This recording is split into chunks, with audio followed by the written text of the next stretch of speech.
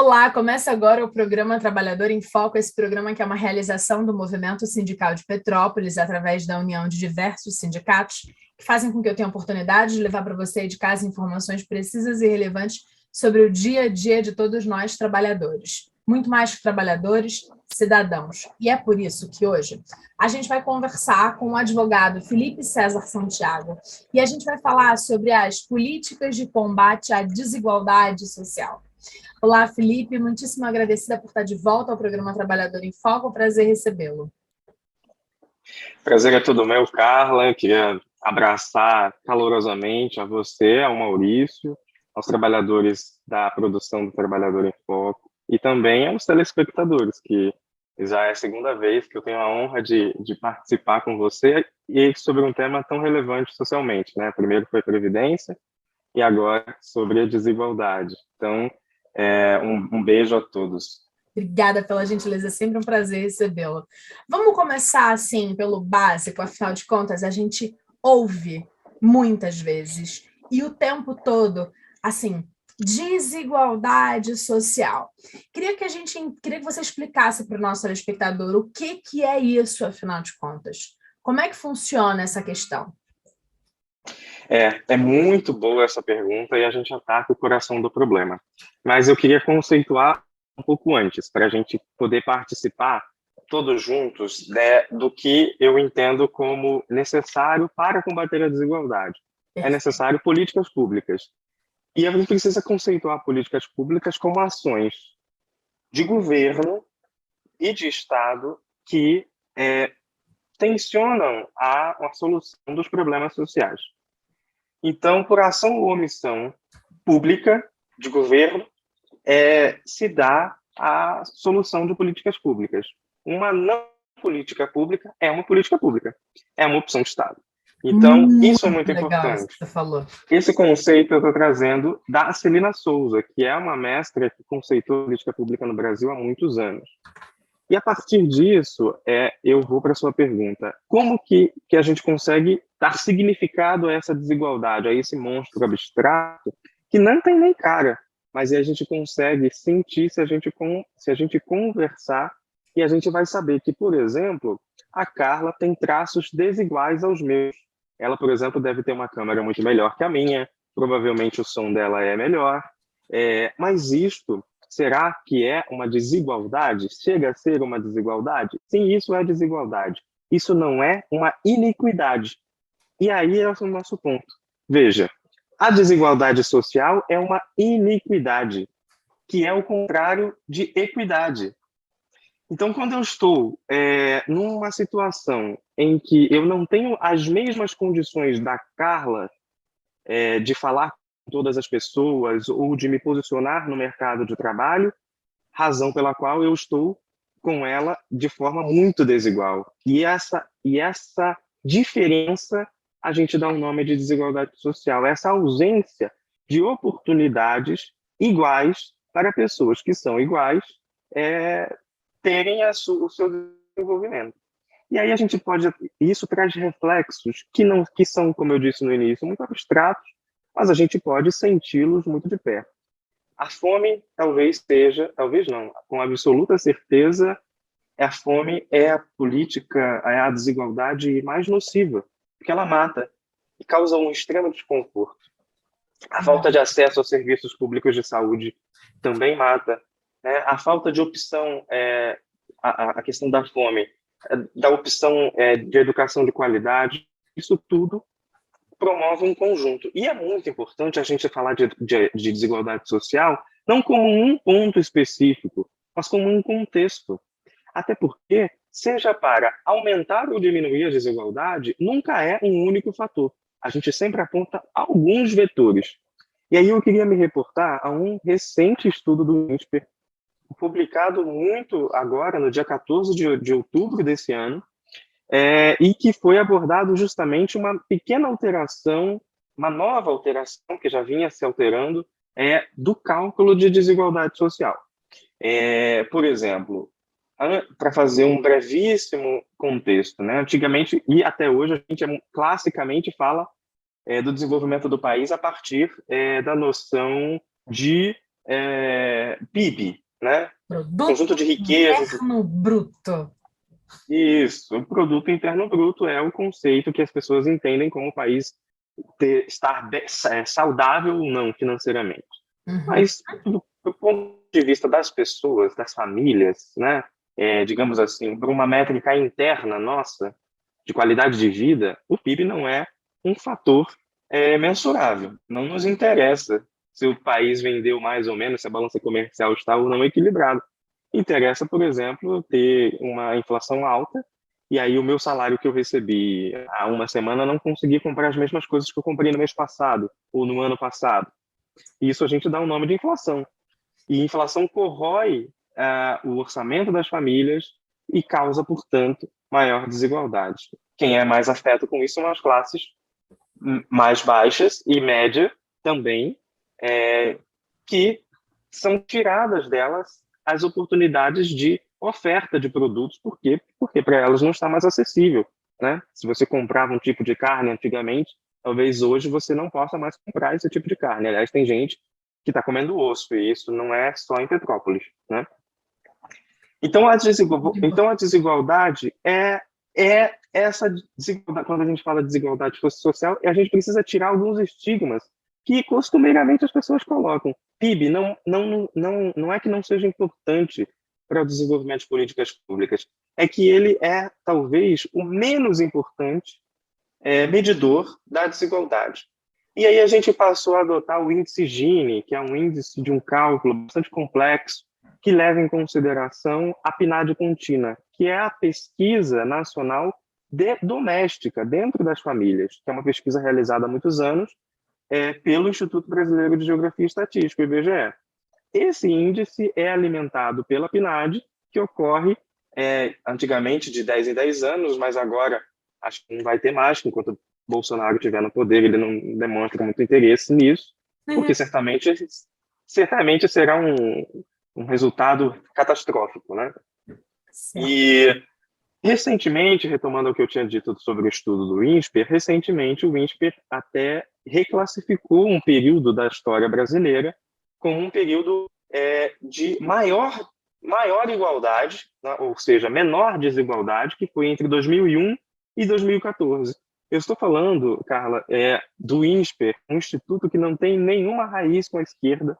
Eu estou falando de uma pesquisa realizada com um método e assim, eu não estou preocupado se esses pesquisadores são ou não da minha vertente política. Por quê? Porque o método que eles utilizaram foi inovador, né? E aí, no material que vocês vão apresentar, eu cito algumas reportagens e alguns estudos muito históricos, protagonizados, sobretudo, por Thomas Piketty. Nele, ele aborda essa questão da desigualdade com muita clareza e sem preconceitos. Veja, a gente tem alguns mitos também para a questão da desigualdade, que é a questão do trabalho. As pessoas acham que as pessoas pobres não têm acesso à comida. Pasme, Carla, isso acontece, né? Não têm acesso à comida ou não têm uma qualidade de vida boa porque não querem trabalhar, porque tem trabalho. A Isso é gente uma teve reforma falácia, né? As pessoas falam isso. Ah, tá ali pedindo uma comida, mas não quer trabalhar. Vai fazer uma faxina. A gente está acostumado a ouvir isso, né? Lá na minha terra, em Santa Catarina, chama vai carpir um lote, que é precarização do trabalho, essa coisa, né? Trocar, você não pode. A ideia, veja como é uma ideia colonial que subjaz na sociedade brasileira. Trocar essa troca tão precária do trabalho pelo prato de comida. Isso é algo colônia, Brasil colônia, sabe? Você não tinha oferta de trabalho, e a Situação estrutura social. análoga à escravidão. Não é mais ou menos É, isso? o trabalho até sempre foi relegado às classes mais baixas. Os ricos nunca foram aptos a produzir, a trabalhar, pelo menos nessa esfera, nesse contexto de mentalidade. Uhum. Mas eu queria voltar para esse estudo do Piketty, que ele fala o seguinte: não adianta vocês quererem que as pessoas trabalhem, porque nem se a gente voltasse a produzir como a gente produzia na década de 80, não vai ter trabalho para todo mundo. Esse é o ponto. Isso é uma coisa importante que a gente precisa saber. Se você falar hoje para uma pessoa na rua, vai procurar um trabalho, vai procurar trabalho onde? Não tem. Porque o país está em crise? Também. Mas, sobretudo, o Piketty também fala que 80% das profissões que surgirão no futuro ainda não são conhecidas. E isso gera essa angústia, essa aflição na sociedade, no sentido de que haverão novas profissões e que, se houver uma distância social tão grande entre o indivíduo e o acesso à educação, essa desigualdade vai aumentar.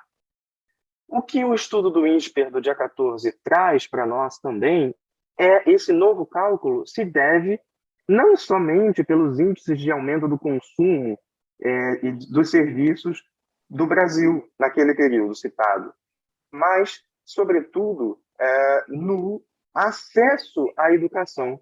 Porque quando você qualifica as pessoas, você otimiza a relação de trabalho e, por conseguinte, a relação emprego-renda. Então, é o que eu queria linkar isso, ao final, com aquilo que eu disse no início. Essa desigualdade social, ela é um composto de vários para ver a desigualdade. Então, a gente precisa imediatamente a erradicação da fome, né? É importante a gente situar o poder público nas diversas esferas, nas metas, por exemplo, do desenvolvimento social que a ONU está tendo para 2030, que é a COP26, que vai ser apresentada, inclusive, um relatório parcial em Glasgow, na Escócia. E é isso que eu estou dizendo, né? Essa mobilização da ONU, e aí, se eu não me salvo engano, eu tenho aqui são 17 metas. Por quê? Porque são 17 formas que se entende possível uma desigualdade combater a desigualdade social. Mas em países como o Brasil, nós temos um fator que é um fator imediato. Eu não posso deixar que as pessoas morram de fome. Isso não é possível avançar. Eu não posso discutir aqui intelectualmente. Eu tô discutindo aqui com essa parcimônia porque eu estou de barriga cheia. Daqui a pouco tem um café muito gostoso que a nossa querida companheira Cláudia fez. Então, é possível essa discussão porque eu estou alimentado e em dia com as minhas obrigações, paguei meus impostos, mas isso não é possível para uma boa parte da parcela das pessoas, e eu sinto muito em dizer dos petropolitanos. É difícil aceitar essa realidade. E como eu não sou daqui, eu fico abismado com a indiferença que se tem no imaginário de que aqui não tem desigualdade. Tem muita. A cidade, ela é composta de trabalhadores e não está fácil a vida do trabalhador assalariado. Não está dando para pagar o aluguel, a inflação está alta, o mercado está caro, a vida das pessoas está muito ruim, né? E a gente precisa atacar a questão da fome. Eu não consigo ter ideia do que a gente pode avançar mais para médio e longo prazo sem antes resolver esse problema. Isso é um problema imediato, né? Eu não entendo o pacto social possível, econômico, sem resolver essa questão da fome. Quando você fala isso, Felipe, eu me lembro de 2 momentos muito interessantes que eu vivi aqui como apresentadora do programa Trabalhador em Foco, que primeiro, eu tive o prazer de entrevistar a Rosane Borsato, secretária de Assistência Social da Prefeitura, e aí eu fiz exatamente isso que você acabou de fazer, coraçãozinho, porque a Rosane Borsato, além de uma exímia profissional, e aí eu estou falando enquanto jornalista que acompanha a carreira dela profissional, ela também me é uma pessoa muito cara, e é muito engraçado, porque Rosane é filha da Vilma Borsato, minha madrinha de crisma, e mãe de Pedro Croix, meu padrinho de casamento. Logo, eu quase acho que ela é meio minha madrinha também, porque ela está ali no meio do caminho e tem um relacionamento pessoal de todas nós, estabelecido. de todos nós. De um lado e do outro, então, é uma pessoa com a qual eu converso, me instruo e obtenho informações, e conversei com ela aqui no programa Trabalhador em Foco, e ela me falou a respeito das estatísticas de uma pesquisa que ela fez lá pela Secretaria de Assistência Social, falando que mais ou menos 35% da população petropolitana vive em risco social. Então, é claro que Petrópolis é uma cidade bonita, é claro que a gente tem que valorizar a nossa questão histórica, mas está longe de ser uma cidade apenas e tão somente imperial. Não que ela não possa ser chamada de cidade imperial para gerar emprego e renda por meio do turismo. Não é disso que a gente está falando, mas também de abrir os olhos para essa questão social estabelecida. E aí, logo em seguida, depois de ter conversado com a Rosane, eu tive o imenso prazer de gravar com o Fausto Júnior, que é do DIESE, que é o departamento intersindical que dá a maior parte das estatísticas que a gente utiliza para tudo. Cesta básica, né, energia e tal. O DIESE é fantástico. E foi muito interessante. Porque o Fausto, logo de cara, no começo da entrevista, me disse assim: estou muito feliz de dar entrevista para Petrópolis, essa cidade linda, maravilhosa e tal. E aí eu fiquei na minha, como apresentadora de programa de TV de movimento sindical, falei, daqui a pouco eu uso essa frase aqui mesmo nessa conversa, e dito e feito. Depois de algum tempo, ele falou algumas estatísticas nacionais de desigualdade social, de pobreza e de pessoas em risco social, pessoas em situação de fome. E aí eu falei, assuste-se, Fausto, do DIESE. Aqui nós temos beirando 35% de pessoas em risco social, que beiram a fome, que estão ali naquela estatística de R$ 89 por mês para poder gerenciar existência. E aí é disso que a gente está falando, dessas pessoas que são invisibilizadas, né? Que a gente não vê, não, mas a gente está cada dia mais vendo. E por isso a gente precisa de políticas públicas para resolver essa questão. Não é isso, doutor? É isso, é isso. Apesar de eu dispensar o doutor, eu concordo com o que você está falando. Precisa de políticas públicas, que é o conceito que a gente falou no início. É o que eu estava dizendo. A ação ou a omissão do governo é uma política pública. Isso é importante. E aí, partindo de baixo para cima, eu preciso apresentar, que eu vou mandar um material para vocês, de uma política pública que está sendo gestada em Petrópolis, que é de uma inovação, digamos assim, não é, de certa forma, uma inovação do ponto de vista acadêmico, porque isso já se discute há muito tempo, a questão da renda básica. Mas é uma inovação aqui. É uma inovação em Petrópolis, porque é a primeira vez que a gente está tendo um debate aberto, no sentido de que precisamos de uma renda básica, porque as pessoas estão beirando a fome. E o programa de renda básica Petrópolis, que é uma emenda, eu vou usar um termo técnico aqui para discutir, né? Já para fazer essa familiarização com a população, é uma emenda à Lei Orgânica Municipal, onde a gente está revisitando o capítulo todo de assistência social e dignidade da pessoa humana. O que é a Lei Orgânica Municipal? Do ponto de vista jurídico, é como se fosse a Constituição do município, é a lei maior, a lei mais importante. Ela organiza todas as diretrizes da política das instituições públicas do município. Então, nós queremos inserir ali a previsibilidade do programa de renda básica Petrópolis, não com a característica propriamente dita do renda básica universal, né? Não temos condições orçamentárias, financeiras para produzir isso. Municípios que possuem fizeram com muita louvor e maestria. Eu preciso citar o exemplo de Maricá, que implementou o renda básica, inclusive com uma moeda local. Isso, eu acho que a gente pode avançar, mas como a gente precisa produzir uma política real para os seres humanos, o vereador Yuri, com muita lucidez, reuniu a equipe e produziu o documento que é o Renda Básica Petrópolis. Seria até importante vocês do Trabalhador em Foco, depois de revisitarem, porque foi feita uma audiência pública lindíssima, no qual esteve presente o Eduardo Suplicy, que é o autor do programa, né, que inaugura o Bolsa Família, que implementa a renda básica, que o STF julgou, inclusive, que é direito do cidadão, independente da regulamentação, que nunca aconteceu. Então, assim, estamos caminhando, o cenário está caminhando para favorecer políticas como essa, que as pessoas já estão passando fome. A verdade é essa. E eu não consigo... pode esperar. A fome não pode esperar. Não espera. Voltando ao renda básica, ela é uma dessas ações que o mandato do vereador Yuri está em sintonia com o chamado The Global Goals, ou as metas globais de desenvolvimento sustentável da ONU para 2030. E o vereador posiciona Petrópolis no caminho da erradicação da fome, que é um objetivo ágil. A erradicação da pobreza e a fome zero são os objetivos número 1 e 2, respectivamente, desse pacto global. Então, muito apesar do governo federal não estar muito aí para o pacto e não ter uma política pública muito ativa, porque o que temos de proteção social hoje, é preciso que seja dito com muita franqueza, o que temos de proteção social no Brasil hoje, seja ela do seguro social no INSS ou das políticas de desenvolvimento social, são frutos do início da década de 2000 até 2014, né? Não há outra localização temporal, histórico-jurídica que a gente consiga trazer aqui, senão este.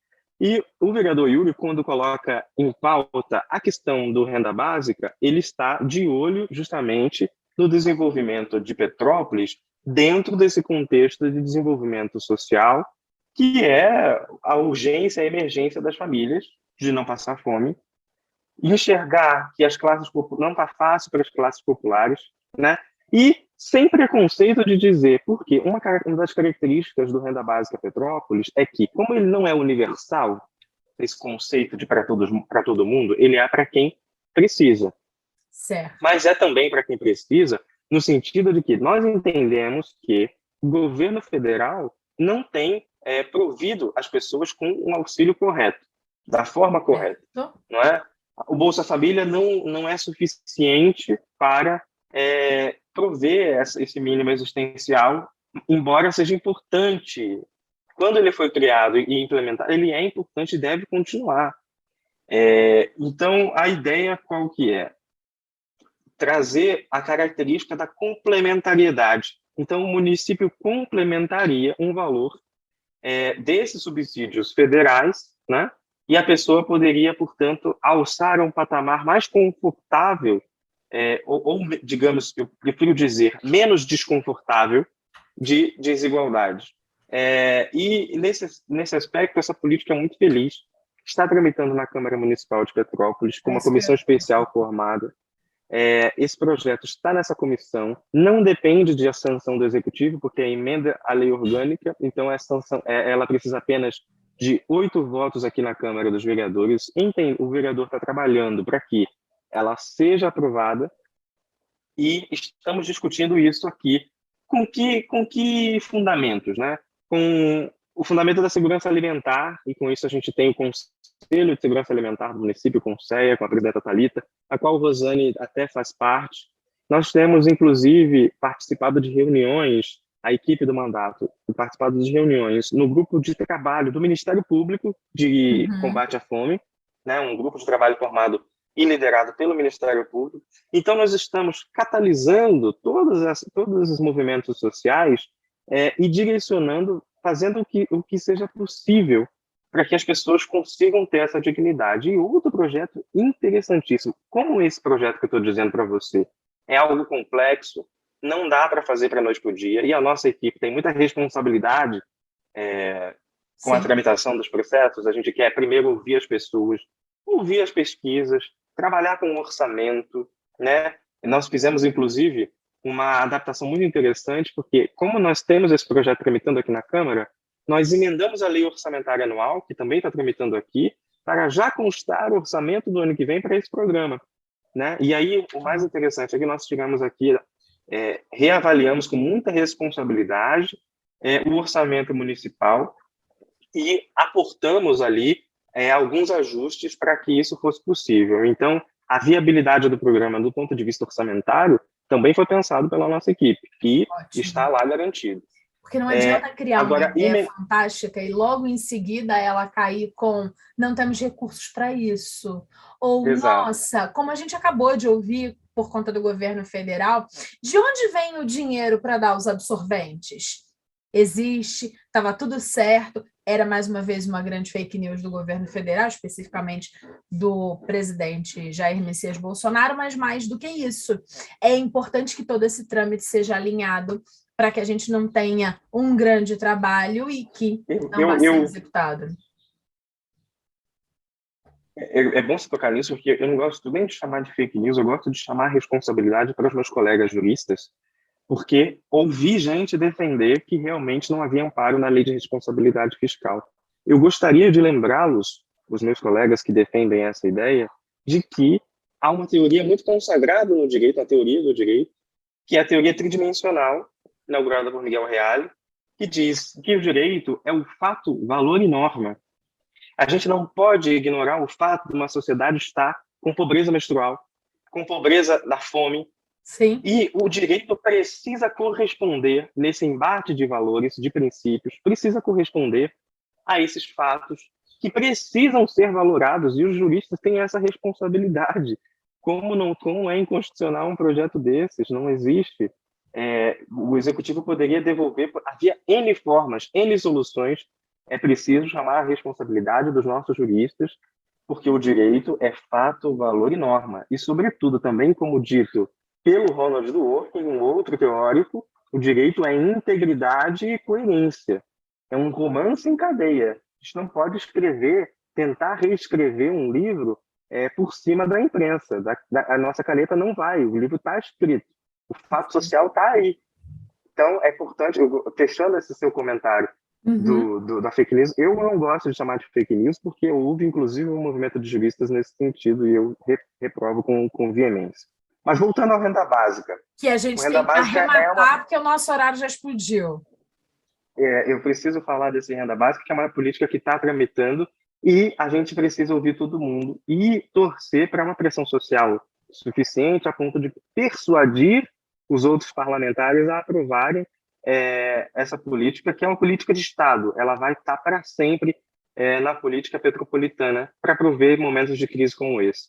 Não obstante a isso, como esse procedimento demora, e aí a gente já fez várias intervenções, e ele está andando, mas esse procedimento demora, eu preciso ter responsabilidade também. Nós temos o projeto de cozinhas comunitárias, né? Esse projeto de cozinhas comunitárias está sendo inaugurado com uma parceria incrível da Secretaria de Educação, o secretário, o professor José Luiz. Seria até uma pessoa importante para vir aqui conversar com você. Ele teria mais detalhes desse projeto, mas é um projeto também que nasce desse anseio do mandato popular, como é o mandato do vereador Yuri, de prover a fome imediatamente. As pessoas estão passando fome agora, enquanto a gente está conversando aqui. Então, é preciso que, de alguma emergência, se não houve, eu gosto muito da frase de um colega advogado que faleceu, aliás, queria deixar uma homenagem, o grande doutor Lauro Barreto, que me ensinou muito na advocacia. Eu tive E o prazer de entrevistar algumas vezes aqui no Trabalhador em Foco. Era uma delícia conversar com ele. Nossa. Ele era uma pessoa extremamente intelectual, eu vou me aprofundar porque eu me emociono, mas se eu sou advogado e se eu tenho a coragem de advogar em tempos como hoje, isso se deve ao Lauro, e que Deus o tenha em ótimo lugar, porque ele fez muito bem à sociedade. Mas ele dizia uma coisa interessante: se não houve vontade política até hoje dos poderosos em combater a fome, que haja sofrimento suficientemente capaz de tocar os corações das pessoas que podem fazer alguma coisa. E é isso que a gente está fazendo hoje. O que eu posso fazer? A gente sempre pensa aqui na equipe, o que a gente pode fazer hoje para resolver esse problema? Então, nós estamos com esses dois projetos em paralelo, né? O que vai trazer uma estabilidade para sempre, né? Porque os programas sociais municipais não têm uma regulamentação a contento, elas geralmente são frutos de algumas portarias, que é uma norma de baixíssimo, né? E aí a gente tem plantado essa questão de forma imediata, que são as cozinhas comunitárias, numa parceria fundamental e quase que imediata, numa sinergia com o secretário de Educação, o querido e eternizável mestre, professor José Luiz.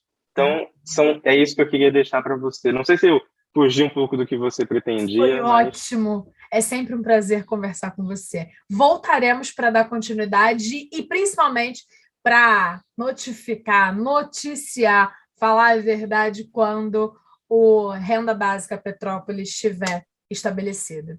Felipe, muitíssimo agradecida. Foi um prazer. Até breve. Até mais. Obrigada a você de casa que ficou com a gente nesse bate-papo. A gente volta em breve com um novo programa Trabalhador em Foco. Um abraço grande e até lá. Tchau, tchau.